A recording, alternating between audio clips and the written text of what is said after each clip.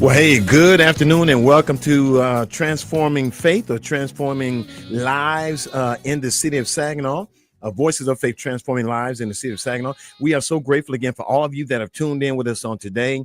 God be praised. Today's a special edition today. And I say it's a special edition because yours truly is the only one here today, in addition to our trusty engineer, Mr. Matthew Lester, who has, again, been a great source of strength and help us over the last several months.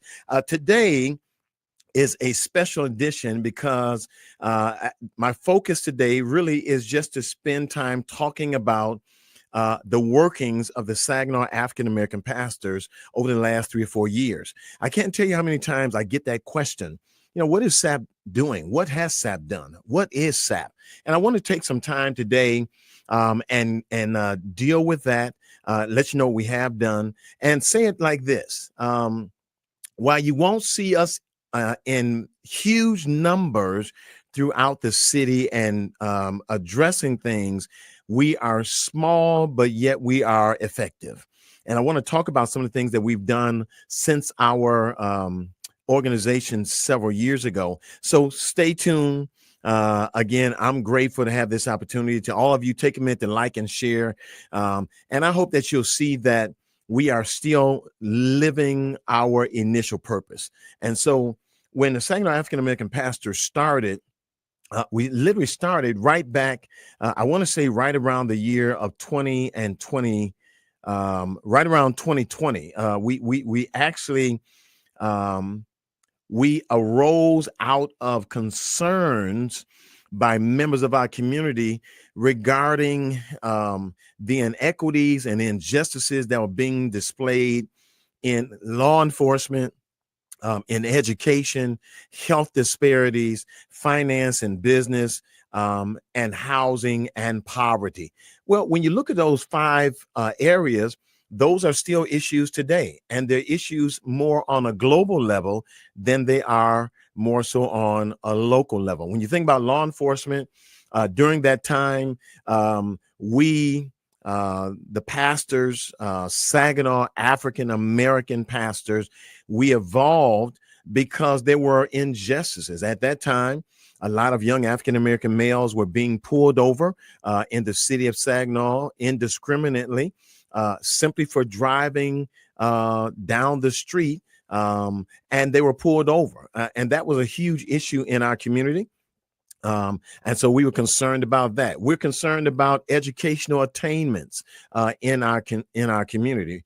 At that time, again, a lot of the schools on the east side had eroded, and now everything was more so on the west side. So we were concerned about transportation and teachers having again, sensitivity to African-American students.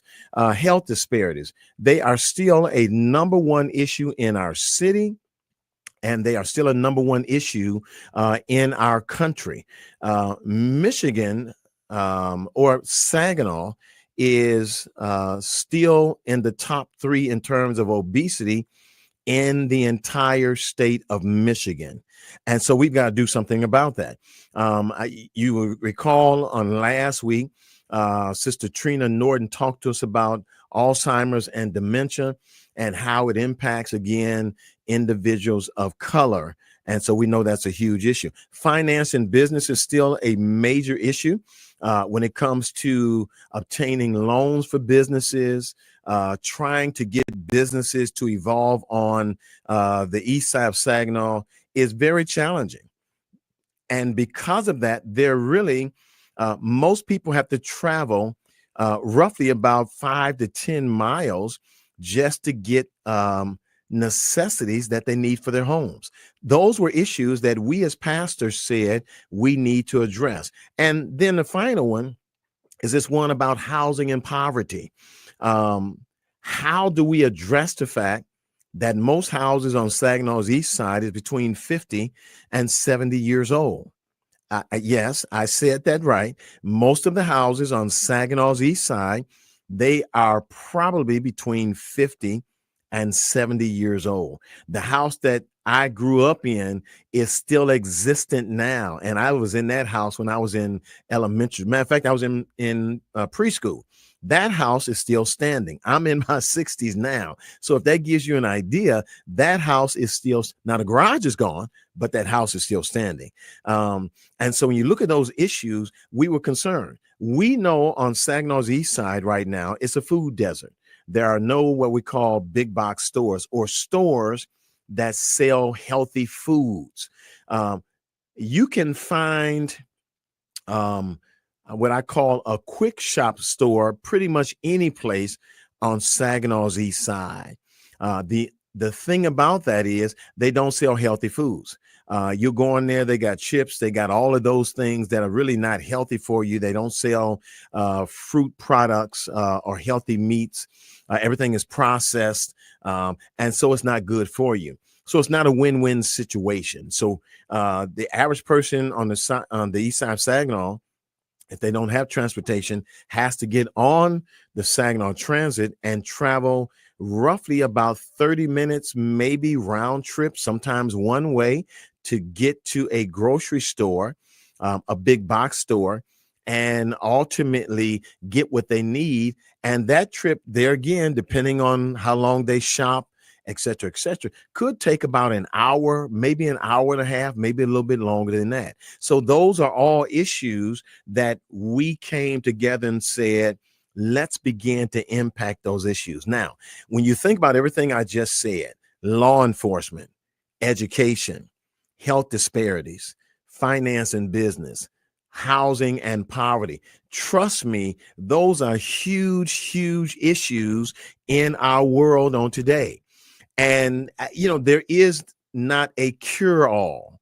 There isn't a one pill fits everything. You have to ultimately begin to start addressing those issues one at a time. They're massive. And I know you know that, but if you don't, I need you to understand it is massive to address those issues, law enforcement, etc.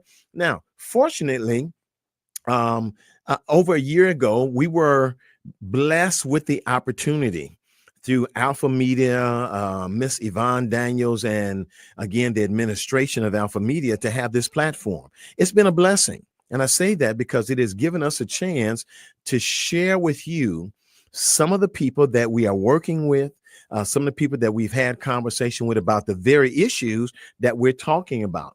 If you'll remember back over all the broadcasts that we've brought forward, they've addressed education, they've addressed law enforcement, they've addressed finance and business, they've addressed housing and poverty. So we've been hitting on those issues, but just hitting them in scales where we can begin to make some impact.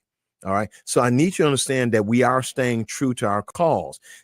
Saginaw African American Pastors really is a Christian faith group which has set its focus to address those issues. We want to make sure when we say Saginaw African American Pastors, don't misunderstand that. Our goal is to represent those that have been slighted, mistreated. And so it branches out to anyone. And I need you to hear that as we go forward. It is a group of Saginaw African American pastors. That's really what it is. It is a group.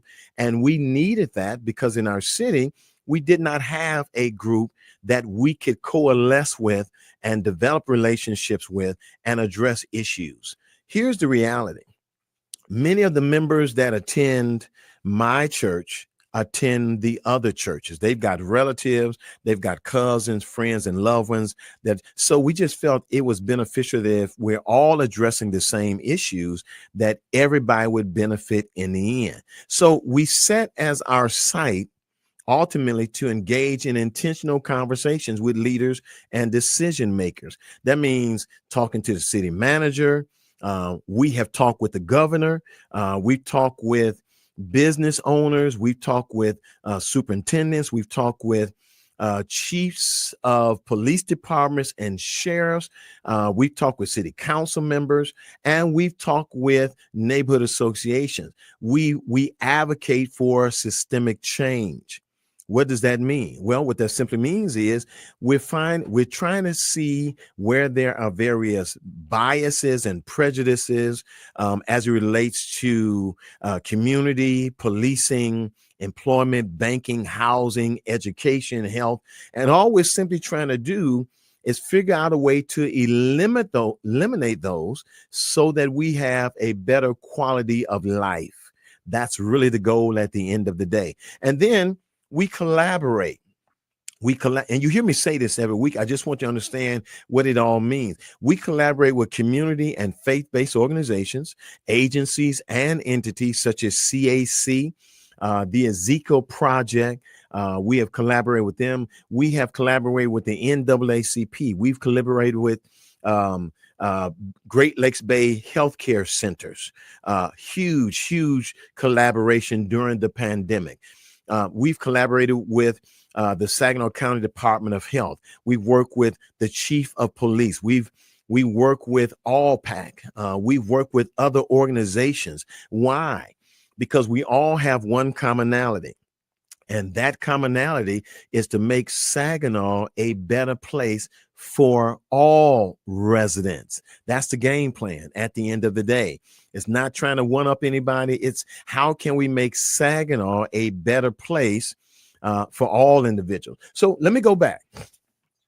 We started out in April of 2020.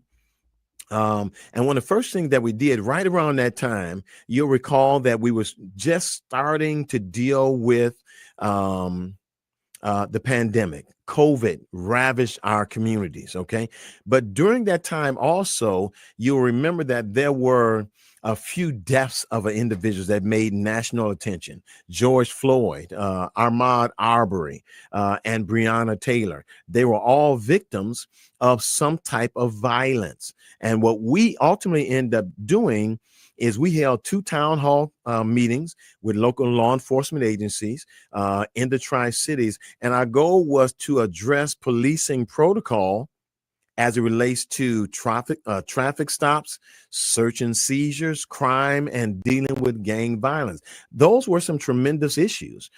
We were getting constant complaints from our young African-American males and females, and for that matter, anybody driving on the east side. They felt like they were just being targeted. And I know personally, there were several times where on a Sunday morning or Sunday evening, I'd see a state trooper pulling someone over in front of our church.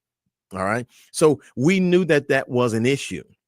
What we want to find out from Chief Roof of Saginaw Public Schools, Chief Williams of Buena Vista, and again, the chief from the township and the state police, we want to find out what are some tips we could give our young people on how to respond when they are pulled over. It was some great information. We had some great meetings.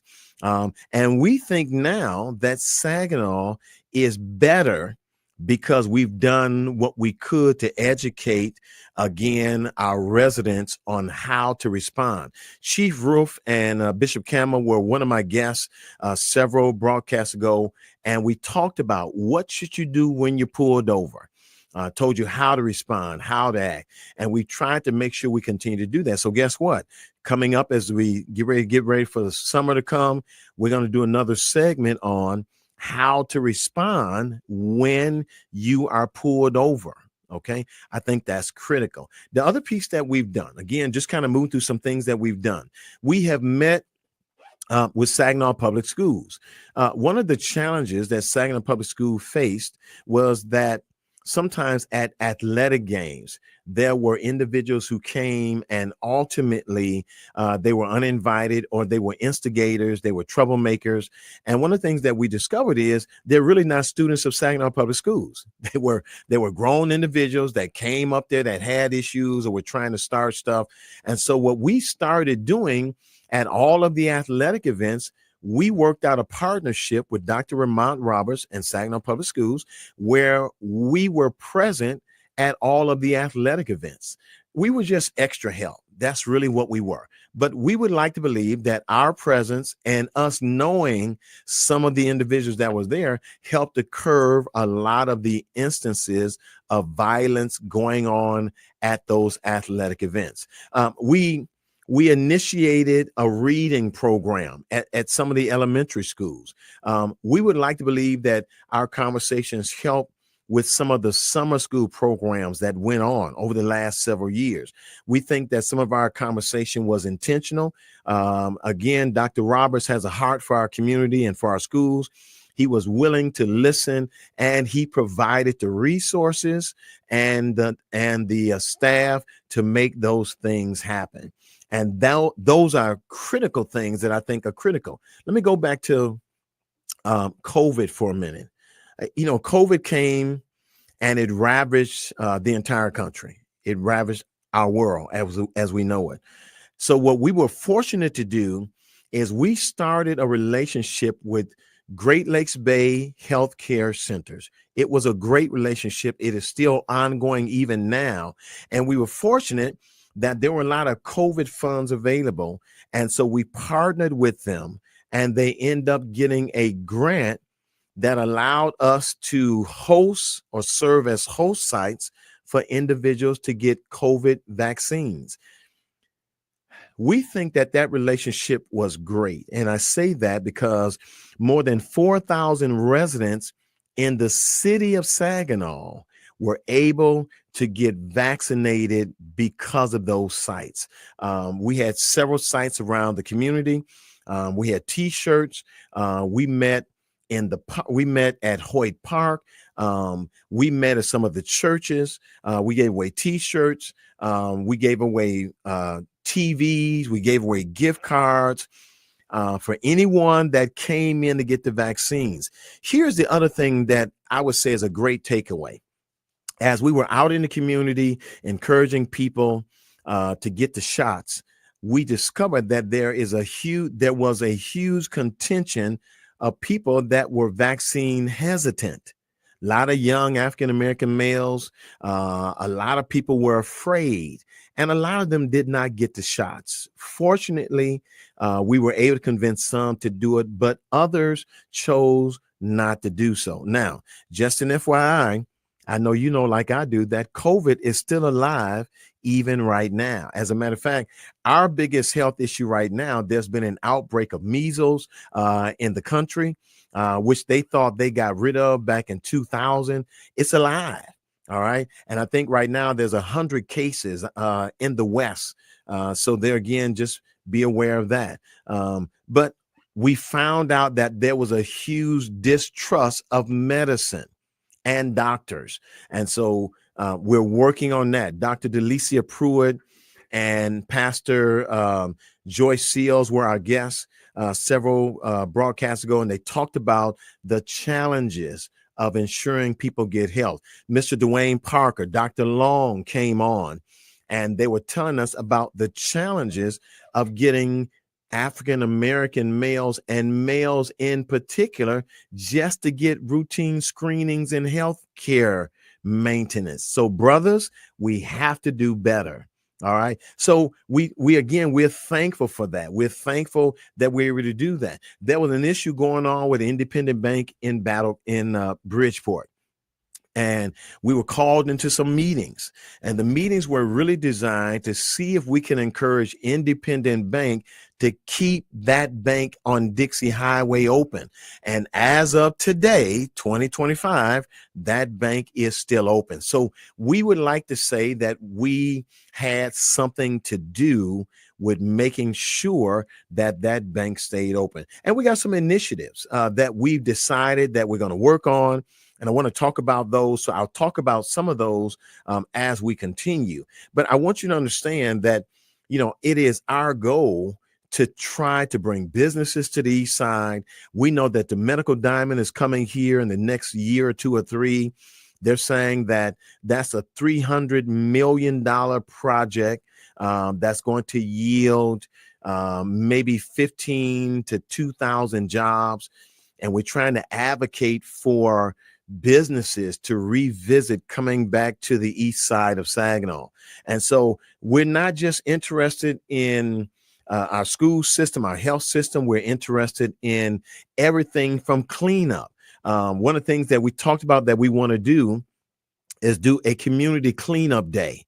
All right. We want our congregations to come together, select some selected areas of our community that's been devastated by blight and just people dumping trash and just clean up. We said we want to do a prayer day. We've done that. We've held a prayer piece. As a matter of fact, over this weekend, there are two prayer pieces that should have commenced. One at World Outreach Campus, that's happening, I think, today. And then one that would have happened on Friday by Bishop Camo, just a prayer for the community. Again, we're just trying to bring the community together for unity. And then one of the things that we want to do ultimately is develop a mentoring program designed to guide children and young adults. We have worked on that. I'm going to talk more about that on the other side of our break. I just want to kind of give you an idea. This is what we're doing. This is what we're about, and we're trying to be impactful. So stay tuned. I'm going to come back in just about a minute or so. I want to give you some more information on what Saginaw African American Pastors has done, are doing, and plan to do. Stay tuned. I've got more for you in store.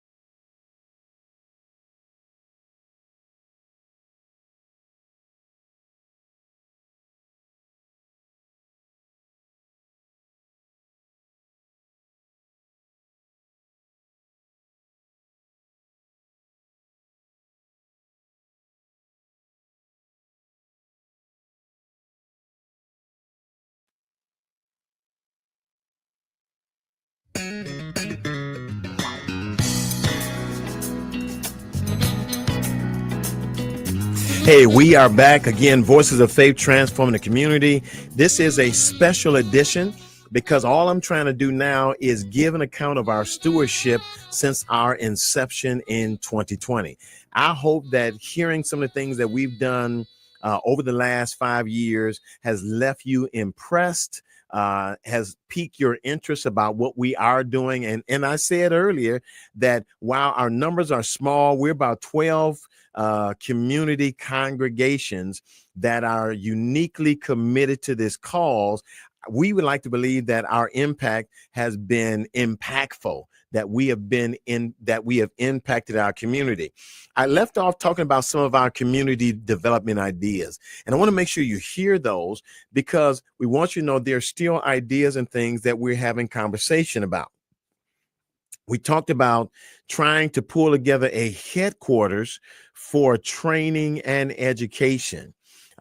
We're investigating a vacant building in our community to house a headquarters that would, again, help us train young individuals.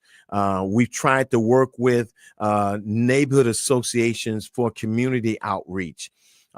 We tried to reinstate ROTC. Yes, ROTC.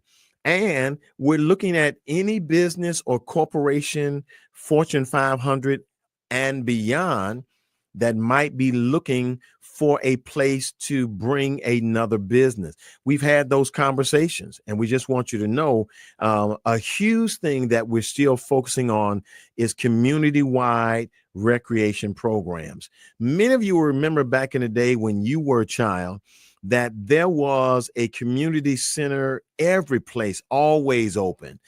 Within our neighborhoods, there was always a community playground, and those things are pretty much non-existent. I think the city of Saginaw does not have a celebrated recreation program, and that's so critical. Now, New Life has a park. It's called the Dr. Rufus Bradley Senior Mission in the City Park. It's open the entire summer from 7:30 literally until 7:30 at night. There's a couple hours there where we might be shut down, but there's a park. But we're looking for more parks like that across our community.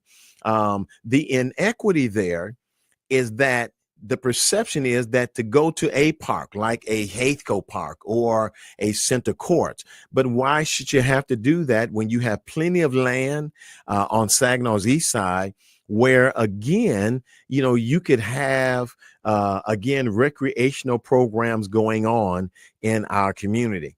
And so that's what we're talking about, bringing a sense of balance. And so one of the things that we had talked about with the Department of Health and Human Services, we've had conversation on the state level. I mentioned to you earlier that we had a meeting with Governor Gretchen Whitmer because we wanted to talk more about what are some funding that the city can take advantage of. And we had great conversation. And so I just want you to be aware of that. But we talked about programs that would bring summer programming, social development. By having a summer programming, you increase social development interactions. And we talked about academic tutoring programs. So what we're trying to do is get behind Saginaw Public Schools because they're doing a great work. They've got a great list of programs that any child can take advantage of. And so we have supported those. One of the other areas that we've talked about in terms of community development ideas, we've been great advocates for affordable housing. Now, understand this. There is low-income housing, there is affordable housing, and then there is market rate housing. Well, what do you mean? Market rate housing, the current market rate to build a home is rough in Michigan, or in Saginaw in particular, is roughly $212 a square foot. And so if you got 1,000 square foot house, which would probably be able to take 2 bedrooms, maybe 2 bathrooms, that's not including a basement, I don't think, you'd probably be looking at about $212,000. Okay, that's market rate. Affordable is less than that. All right. Affordable is saying it's not what they call low income, but it's in between, somewhere around half that price, if you will. That might involve tiny houses, small, tiny housing developments, et cetera, et cetera. And so what we're saying as pastors is that around all of our churches, there is vacant land. Why?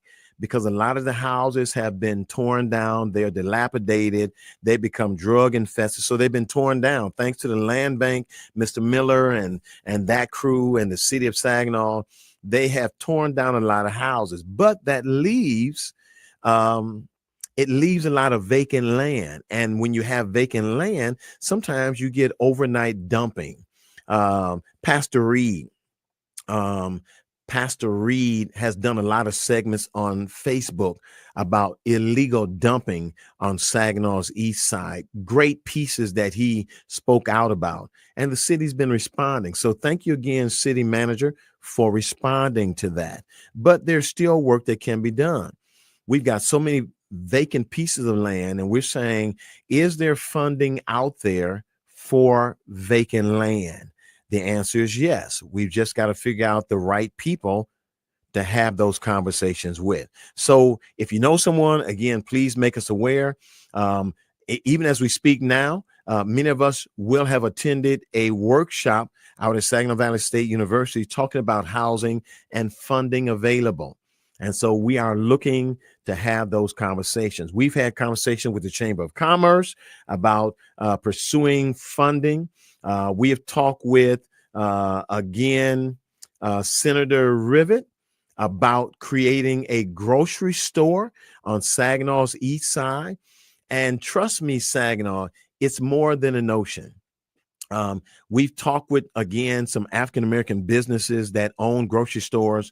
And when you start talking about a grocery store, you're probably talking about a $5 to $10 million endeavor. Yes, a $5 to $10 million endeavor. And so it's easier said than done. And so we've got to make sure that when that door opens, Saginaw, that we again patronize it, make sure that we decrease vandalism, theft, and all the other things, so that that store can live, make a profit, and thrive. So we've had all of those conversations. We've talked with the governor about them. We've talked with the city manager. We talked to city council members. We talked to Chamber of Commerce. We've had conversations with Buena Vista, because, you know, Buena Vista is right there on I-75, with about 35 to 40 acres of land that's prime real estate development. Well, what are you talking about, Craig? Well, remember where the old Kmart was? Old Kmart in the Fort Saginaw Mall. That's about 35 to 40 acres of prime real estate. All right. And so we've had conversations, again, trying to attract businesses to come into our region. That's prime land right there. So we're trying to work at redeveloping that. And I think that's, again, I'm trying to give you a synopsis of the work that we have done. We met with Mr. Quentin Messner, who is the director for the Michigan Economic Development Corporation. And we shared these ideas. And he loved everything we had. But one of the things that, again, he indicated is that there's got to be some funding. We've got to find the funding. And so we've had some dialogue. We're still ongoing. It's a very slow process. But trust me, we're still working to try to make these things happen. I just want to kind of give you what I call, on a bigger scale, the work that we are doing. Everything from mentoring. One of our pastors goes into one of our elementary schools and does mentoring. He teaches chess. Two of our pastors a year or so ago they wrote an ARPA grant, and started an employment program for young people. They hired, I want to say it was roughly about 100 to 150 young people for the entire summer. Now, that program ran into some challenges, and it's non-existent now, but I'm kind of giving you the idea of the things that we've done. You recall about a year or so ago, almost 2 years ago, there was a young lady whose life was taken, Namila Moore. She was killed by a cousin, and her body was dragged out of the house and deposited in a field. We held a prayer vigil for that family. There was about 150 people that showed up. We prayed, and right there on the spot, we took up about $3,000 to help out with burial expenses. Since then, and even back in 2020, when we first started, we've held a couple press conferences to state that we're going to do all we can as pastors to help curb violence in our community. We're doing that because, again, this is our community. We have met with Hispanic leaders. Matter of fact, when we did the COVID piece, that was a collaboration between us and Hispanic leaders in our community. And so I want you to see that we're still working. We're still working, trying to make some good things happen in our community. So what are we going to be working on in the future? Well, there's a lot of things that we still value. We still know that all the areas that I mentioned to you, law enforcement, education, unemployment, health disparities, poverty, and housing, they are still all issues, and we are all in. As pastors, we have made our minds up. These are going to be our objectives. We're tackling each one as we can. Why? Because we believe beyond a shadow of a doubt that we are making some impact. Now, as I started out saying, and I want to reiterate, that while you may not see us on a large scale, trust us that we're involved. We're sitting on boards. We're involved with foundations. We're making decisions that ultimately impact our community. And so while you don't always see us all together in one setting, trust me, we're sitting on boards. We're showing up at city hall meetings. As a matter of fact, when ARPA funding was available, Saginaw African American pastors submitted a $3 million grant to do mentoring for 200 young African American males in our community. Yes, I said that. We applied for a grant that would allow us to mentor 200 young males in our community. We did not receive that. It is our premise that when we can get 100 plus males, adult males, to mentor 200 young males, we could transform our community. Well, we did not make the cut, but I want you to understand that those are the efforts that we're working on now. We're working with a group called Mahia, Michigan Health Alliance Association right now, and they're working to improve our health in this community. I told you about Great Lakes Bay. We're doing some great work with them. And a lot of our pastors are working with other organizations, the NAACP. We're meeting with the Panhellenic Council. I'm a member of Phi Beta Sigma Fraternity Incorporated, and our fraternity is doing some phenomenal work in the city of Saginaw. Each of the fraternities and sororities in their own way are doing some phenomenal work. Some of our pastors last year were or host sites rather, for Freedom Schools. Freedom Schools, again, is not above Saginaw Public Schools. It is simply to help out for those who don't qualify for summer school. Did some great work last year. It is my understanding that it will go on again this summer. And so we're looking for them to do some great work as well. But as the summer begins to unfold, what we need more from our community is to be more actively engaged. Our pastors want to know your concerns, whether you go to church or not. We want to know your concerns, because your concerns then become our concerns. We want to know the challenges in your community. I met a couple of weeks ago, Dan Streeter, and he talked about that they've got a group out there called Higher Purpose. And Higher Purpose is starting on Saginaw's east side with about 60 blocks, I believe. The purpose is to go in and, again, beautify the homes, neighborhood cleanup, etc. So your concerns become our concerns. We want you to know that. When there is violence going on, we need to say something, but we cannot do that if we don't know what's going on.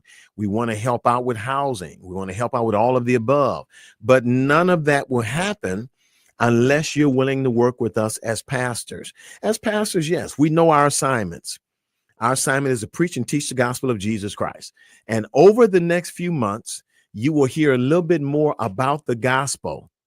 All right. As some of our other pastors come on board, you're going to hear more about the gospel. So some of our segments will be us talking about the gospel. I just want you to be aware of that.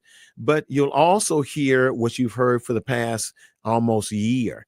Issues about health, about finance, managing your money, housing, law enforcement, corporations, 501c3s. You're going to hear more about that, because we believe that when we educate you, our community is better prepared for a better quality of life. So I really need you to stay tuned in. I really need you to stay connected with us. Again, I'm excited. We've got a host of other pastors that will be joining us over the next several months to come.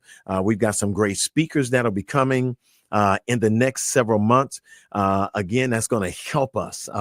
We're working right now to try to get someone in here to talk about how to go through the process of applying for a house. How do you apply for a house? How do you know how much house is too big of a house? How do you apply? What are the various loans you can get? That's critical. Is it better to rent or is it better to own? Those are all good questions, and we're working right now to get a realtor to come in and talk about that. By the same token, we're trying to get someone to come in to talk about landlords and how to deal with renting. What are the do's and don'ts of renting? In Saginaw right now, there are more people renting than there is owning houses. Now that's mind blowing. Okay. It was not that way almost 30 years ago, but Saginaw has changed. So we've now got to educate ourselves on the do's and don'ts of renting. Can you afford to get a house? Okay. When you think about what you're paying in rent right now, you literally could own a house. So what does it take? All right. We're going to bring again an expert in to talk more to us about credit scores and the importance of credit scores. Mr. Minister David Brown was in twice, vice president for I'm drawing a blank on his bank, Isabella Bank. He was vice president. He came in and shared a treasure trove of information on banking. So we will probably have him come back again. And I think one of the things that you've heard me say is that literally everyone that we have brought in, the conversation was so good, we could not finish it. So we're going to bring in a lot of those speakers to come back in again to recap and tell us where they are. All right. Hey, today has been a special edition of Saginaw African American Pastors Transforming Voices of the Faith, Transforming Lives. And the purpose today was just to give an account of our stewardship. What do we actually do? Well, I've given you what I call a broad overview of some of the work that we're involved in. There is so much that we're doing on so many different levels. So are we impactful? I hope that you would agree and say yes, but there's still much work to be done. You can support this by encouraging your pastor to join Saginaw African American Pastors. And if you want to donate to that, please reach out to us. We're more than happy to receive your donations. You can send those to New Life Baptist Ministries. We'll be glad to receive those because our purpose is bigger than just us meeting. We must continue to meet with our city manager, city council, Saginaw County, Saginaw Public Schools, Saginaw Township Schools, Buena Vista Police Department, Bridgeport, Michigan State. We're meeting on all those levels to make life better for you. So let me again, as we get ready to close out, I want to pause and thank Alpha Media and Miss Yvonne Daniels and the administration for giving us this privilege. I hope that we've said something over the past year that has helped you. But now we need your constant support. We need you to always be tuned in. We always got something, and like and share, send to other people to connect with us. I do that all the time. I always connect with about 60 people and tell them to connect with us. I need you to do the same thing. Let me thank Saginaw African American Pastors. I serve right now as president. There will be a transition over the next maybe month or two in leadership, but I'm all in. All right. I'm supporting leadership no matter what. And yes, I will probably still be doing these broadcasts, just not myself, but some others. Let me thank New Life for giving me the flexibility to be on air. And let me pause and thank again our trusty engineer, Mr. Matthew Lester, who again has helped us down through this last year. He's a college student doing some phenomenal things. I just want to pause to thank him for giving us this opportunity to be on. He's always here, always keeps us on task. Make sure that we're doing what we should do. So let me thank him. And let me thank you, those of you that have been listening week in and week out. Let me thank you for being a consistent listener, supporting us in all that we do. Pray for us as we continue to do the work that God has called us to do. That's my prayer. Hope that God will bless you with a great day. See you soon.